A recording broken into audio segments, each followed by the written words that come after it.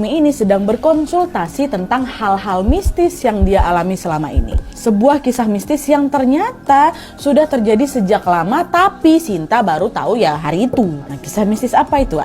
Jadi ternyata sejak dulu Bude Rumi ini selalu mengalami mimpi yang sangat-sangat aneh setiap kali dia tidur. Bude Rumi ini berulang kali selalu memimpikan sesuatu yang sama hingga bertahun-tahun lamanya. Di mimpi pertama kalinya dulu, Bude Rumi masih ingat, dia ini merasa seperti sedang berada di dalam rumahnya, dalam mimpinya nih ya. Tapi ketika dia berjalan ke arah dapur rumahnya, tiba-tiba Bude ini melihat sesuatu yang janggal. Ingat nih ya, waktu mimpi itu dia jalan ke arah dapur. Ya, waktu nyampe di dapur dia nengok ada sesuatu yang janggal. Di mana pada saat itu di dalam dapurnya ada sebuah bak penyimpanan air yang terbuat dari tanah liat. Kalau misalnya dalam bahasa Jawa katanya disebut genuk, Wak. Nah, waktu nengok genuk itu entah kenapa Bude ini terdorong untuk memperhatikan ke arah genuk itu. Sampai akhirnya secara mengejutkan Bude melihat, waktu udah nyampe depan genuknya, Bude melihat ada seorang bayi perempuan tanpa busana, cuma pakai popok aja. Tiba-tiba muncul dari dalam genuk tuh. Ada air dalam genuk ini enggak doa, bayi. Gak ada yang aneh sebenarnya dari bayi itu. Penampilannya tampak seperti bayi pada umumnya. Bude pun gak takut, malah lucu lah nengoknya ya kan. Secara perlahan-lahan Bude pun berjalan mendekati bayi tersebut.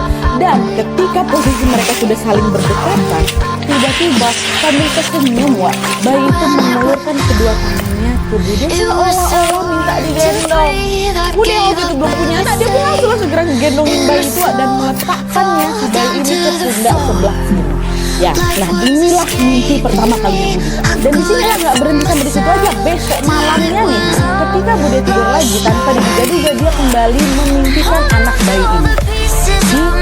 Tempatnya agak beda, Wak. Di mimpi pertama kemarin kan Bude ini melihat bayi itu muncul dari dalam genuk ya kan. Nah, di mimpi kedua ini Wak, Bude bertemu dengan si bayi ini di pintu dapur. Dan anehnya lagi pada saat itu Bude melihat anak ini bukan macam bayi yang pertama kali, tapi dia sudah tumbuh besar menjadi anak kecil yang usianya ya sekitar 5 tahunan ya. Dia muncul dari pintu dapur itu dan berjalan mendekati Bude sambil mengulurkan lagi dia tangannya, Wak. Refleks lagi lah Bude dalam mimpi itu segera langsung menghampiri si anak ini dan kembali menggendongnya di pundak sebelah kiri lagi.